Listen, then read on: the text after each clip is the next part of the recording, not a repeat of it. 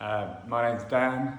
I have 4 kids, so a pretty busy life. I run a business and have 120 odd employees, so I find myself very busy a lot of the time, sort of making sure the business is going well. I spend a lot of time exercising and so on, but yeah, I think I struggle to find enough time to spend with the family and what I kind of know deep down is most important.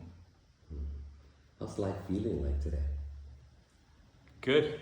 Had a extremely powerful second ceremony, and I can tell it was like a life-changing sort of moment, and I'm still not entirely sure how that integrates, but I know it was massive, and it will definitely have an impact on me moving forward. What were some of maybe the lessons that you got from the medicine? So I think the biggest one was I had this experience where everything was over. I'd sort of completely left, I'd gone mad, and there was no returning to normal life for me.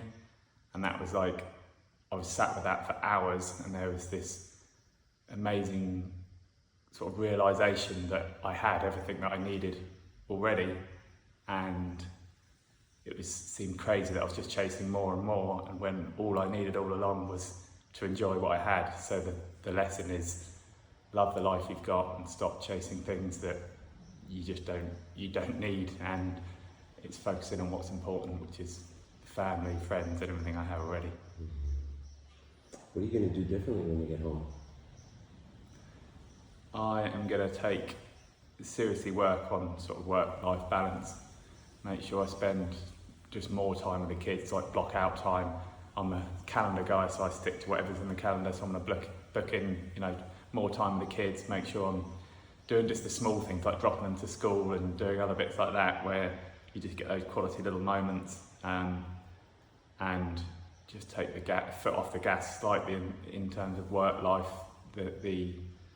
I don't need to be pushing that hard in that regard, and it's sort of clear to me now that was like a fear-driven response.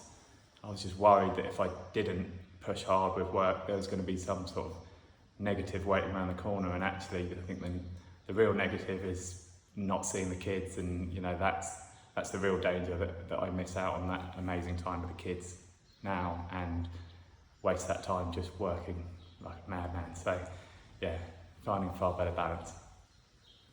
What would you tell someone who's on the fence about doing something like this? I'll definitely say to do your research. Like, it's probably not the very first thing you jump into. I talked to loads of people and did a load of other bits first, just to make sure that I think it helps to come in with more clarity on what you're actually trying to achieve. I think just sort of perhaps just turning up without doing any work first, I feel like might be less beneficial. So I'd do the research, watch a load of podcasts, read some books on it, and get your head into it first. Make sure there's lots of different options of things you can do, isn't there? So make sure you're following sort of, I guess, the part of medicine or the process that you think is going to be best for you. And then once you've done your research and you're happy, jump in. But maybe you choose Beholden over other retreats. A few things actually. There was part of me that wanted to do it like in the rainforest in the Amazon, because that's where it all started. But the wife, understandably, was not necessarily all that on board with me flying so far away. So I wanted to look for something close to home, and so Portugal was a good option for me.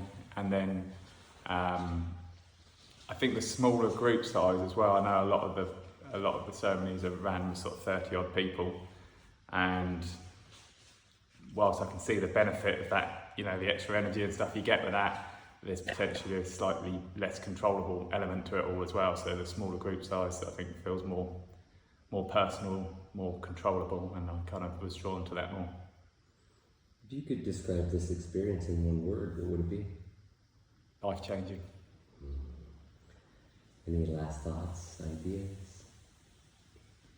No, I think I did a psilocybin retreat about a year ago, and came out, I got some really clear messages, came out with the very best intentions and have made some improvements, but it's just I guess remembering that, you know, the first part of the work's done on this retreat, but then you've actually got to follow up and stick with, you know, whatever you've learned, and not allow sort of busy work life and everything else just to sort of take control again. So it's I've just got to stick with that and remember why I came out here, like all the effort that went in during the retreat, and make sure that I stick to the main aim of spending the time with the kids, family, and enjoying life the way it is.